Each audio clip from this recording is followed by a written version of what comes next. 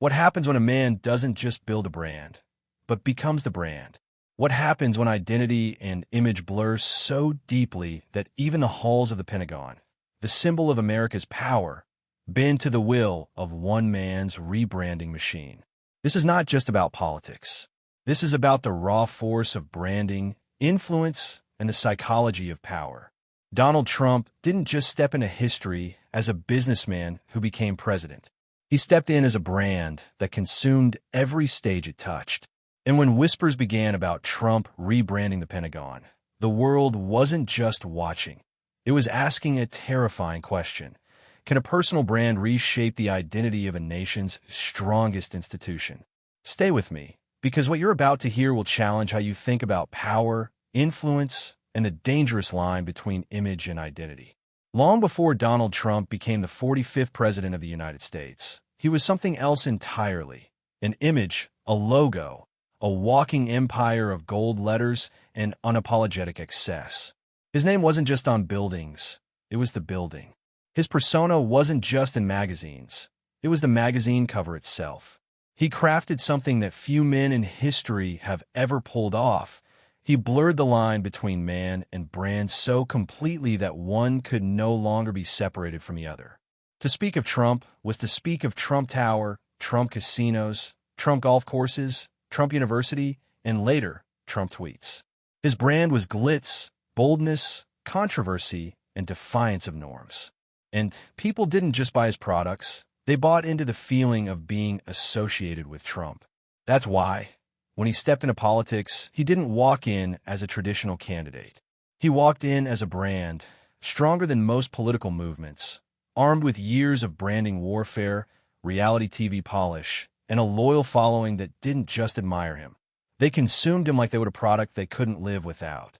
Subscribe now, because we're not just telling stories. We're decoding the hidden truths behind power, success, and failure.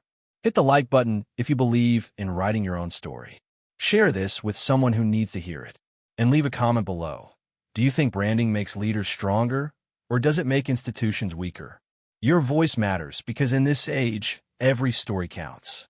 This is where the danger and the genius of branding begins to show itself. Most leaders rely on institutions to give them credibility. A general leans on the Pentagon.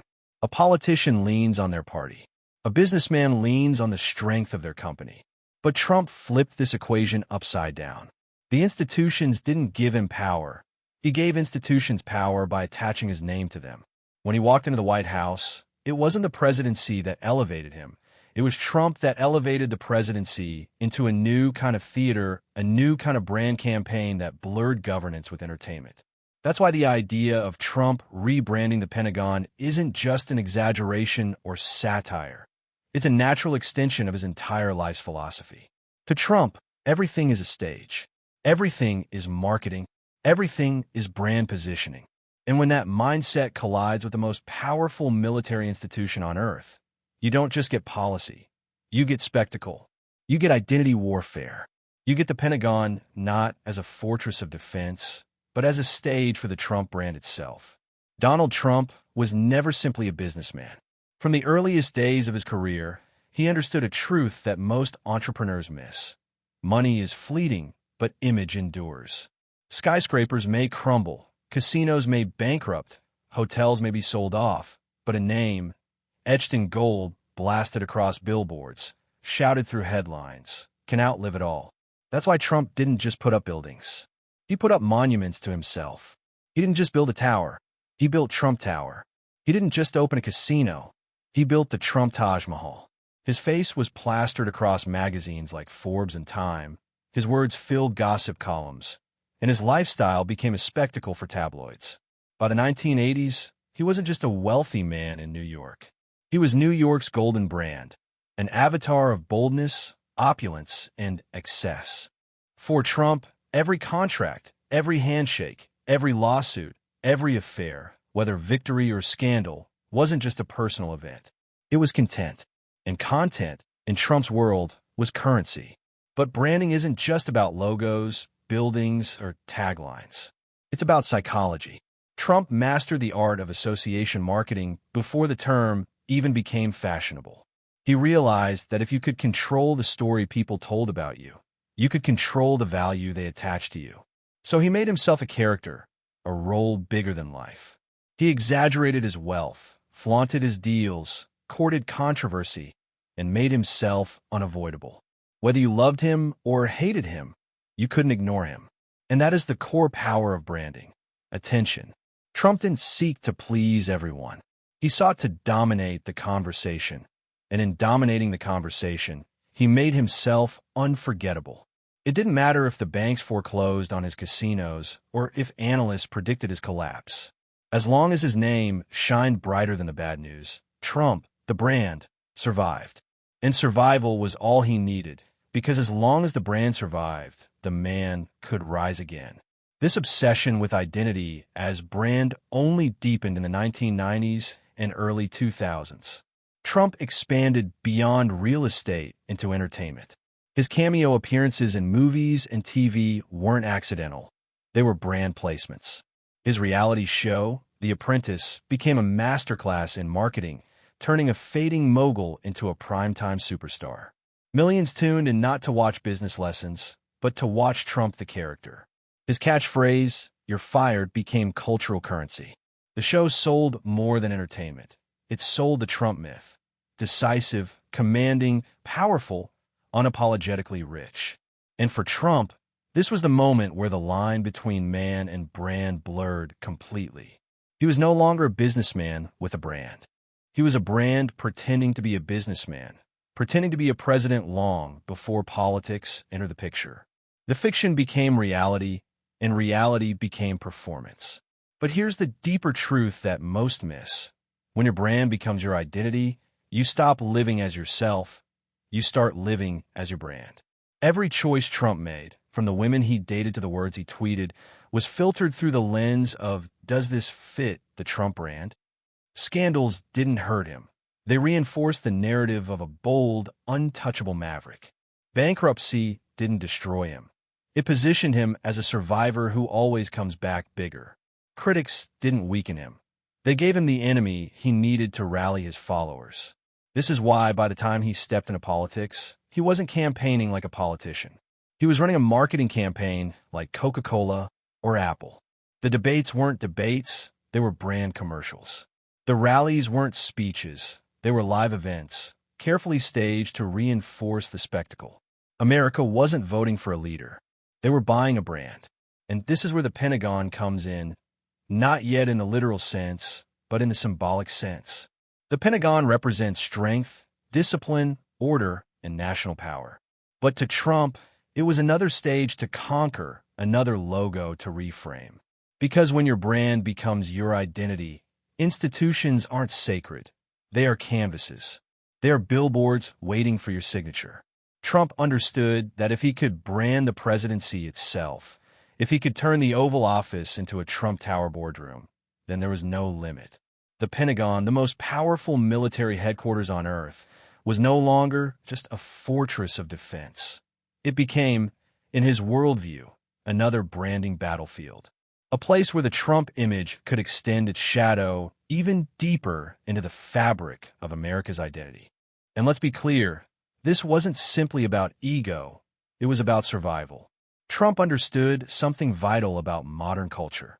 We live in an age where perception is reality, where headlines matter more than policies, and where image often outweighs truth.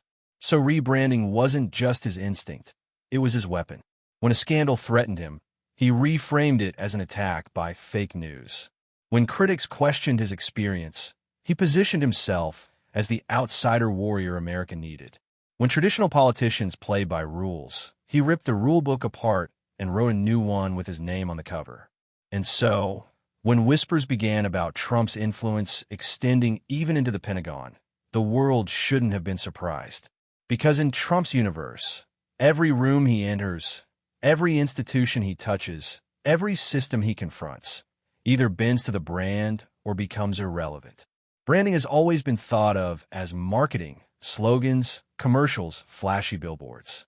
But Trump weaponized it into something much deeper: identity warfare. For him, branding wasn't about selling a product.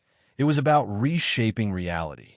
He understood that the human mind craves symbols, shortcuts, and identities it can rally behind. The Trump name became a flag, a tribe, a story people could live inside. Supporters wore red hats not as merchandise, but as battle armor. They didn't just vote for Trump, they became Trump. And this is where the Pentagon, the symbol of America's military might, came into play. For decades, the Pentagon represented neutrality above politics, the bedrock of national defense. But when your brand becomes your identity, even the most sacred institutions aren't immune. The Pentagon wasn't just a fortress of generals. It was the ultimate symbol waiting to be rebranded. Imagine the audacity. A businessman turned reality star stepping into the arena of the most powerful military organization on Earth and daring to reshape its narrative. To traditional politicians, the Pentagon was something you respected, maybe influenced but never personalized. To Trump, it was another stage, another theater, another backdrop for the performance of Trumpism. By tying military strength to his personal brand, through parades, photo ops, speeches dripping with spectacle, he reframed the Pentagon not just as a national symbol, but as a Trump symbol.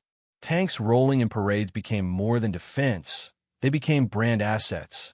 Generals standing behind him weren't just advisors. They were cast members on a global stage. And every decision, whether controversial or applauded, fed into one central truth. The Pentagon, for a time, wasn't simply America's identity. It was Trump's identity. This kind of branding power taps into something primal in human psychology. Humans don't follow spreadsheets. They don't follow policies. They follow stories. And Trump, above all else, was a storyteller. He knew that facts could be debated, policies could be scrutinized, but stories, powerful, emotional stories, bypass logic and root themselves in identity. So he told the story of strength, of America first, of military power framed not as strategy, but as theater. It wasn't just about winning wars, it was about looking powerful while doing it. This shift mattered because it blurred the line between governance and branding, between military doctrine and marketing campaigns. And the Pentagon, with all its gravitas, became the stage set for Trump's narrative of dominance. To the world, it looked like leadership. To branding experts, it looked like a rebranding campaign on a global scale. Critics called it reckless. Admirers called it genius. But both agreed on one thing: it worked. Trump understood that in the age of social media, optics were as powerful as missiles. A viral clip of him standing before rows of soldiers, a carefully timed tweet boasting about military achievements, or even the framing of an operation could shape global perception. And this is where the harsh reality emerges. When branding becomes identity, institutions lose their neutrality. The Pentagon, designed to be a fortress of impartial defense, became pulled into the orbit of a man whose brand demanded dominance in every arena. And the danger wasn't simply political, it was psychological. If Trump's brand could merge with the Pentagon's image, then America's military strength was no longer just national. It became personal.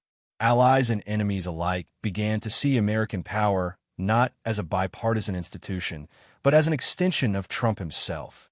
In this way, the Pentagon's rebranding wasn't about logos or slogans. It was about ownership of identity.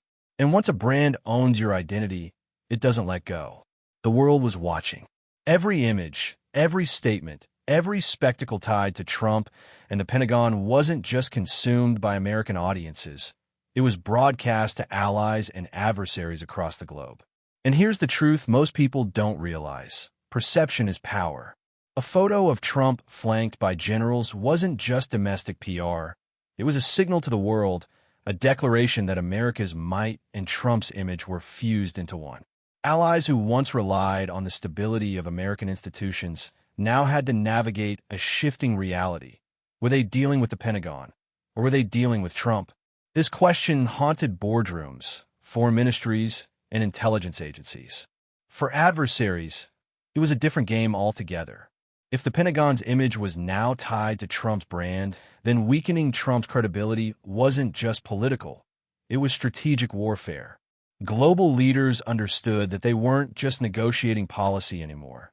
They were negotiating identity. Traditional diplomacy thrives on consistency. A nation's military, especially America's, is expected to project a continuity of power regardless of who sits in the Oval Office. But under Trump, continuity was replaced with unpredictability. One moment, he'd speak of restraint. The next, he'd threaten fire and fury with the force of a tweet. The Pentagon became the amplifier of this unpredictability, and foreign governments had to scramble to adjust. For allies like NATO members, it created unease. Was the U.S. still the reliable shield it had always been, or was it now an extension of one man's brand? For rivals like North Korea, Russia, and China, it opened opportunities. If the brand of Trump was tied so deeply to America's military posture, then destabilizing his image could destabilize America's influence. What makes this branding strategy so fascinating and so dangerous is how it flipped the traditional balance of power. Normally, the Pentagon's reputation was larger than any individual president. It was the fortress of continuity, outliving administrations, transcending partisan battles. But under Trump, the Pentagon's image became inseparable from his performance. The brand of Trump was now projected on tanks, on aircraft carriers, on soldiers saluting on camera. For the world, this was confusing. Was America's military strength a national doctrine or a personal stage show?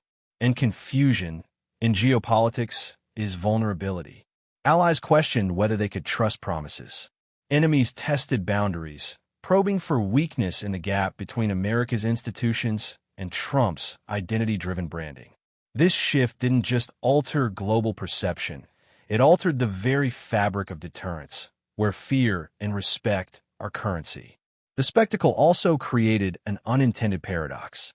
On one hand, Trump's bold branding made America look larger than life, stronger, louder, more unpredictable than ever before. It commanded attention and forced the world to watch. But on the other hand, by tying America's might to his personal brand, he exposed it to the fragility of personal reputation. A tweet gone wrong, a scandal erupting, a miscalculated statement. It could ripple through the Pentagon's image, tarnishing what had once been untouchable. In this sense, Trump turned the Pentagon into both his greatest asset and his greatest liability. He wielded it like a stage prop, but stage props can be toppled. The world knew it. Markets knew it. Even America's own generals, caught between loyalty and duty, knew it. And yet, the branding continued, because once a brand becomes identity, stepping back isn't an option, it's survival. The global consequences stretched beyond politics and diplomacy. They reshaped culture. Across the globe, ordinary citizens watched Trump redefine the relationship between personality and power. Leaders in other countries studied his playbook, realizing that military strength wasn't just about weapons. It was about narrative. Branding your military as part of your personal story wasn't just a Trump tactic. It became a potential template for the future.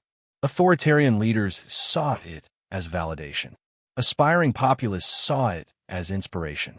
Even in democracies, politicians began to grasp the new reality. Branding wasn't secondary to leadership, it was leadership.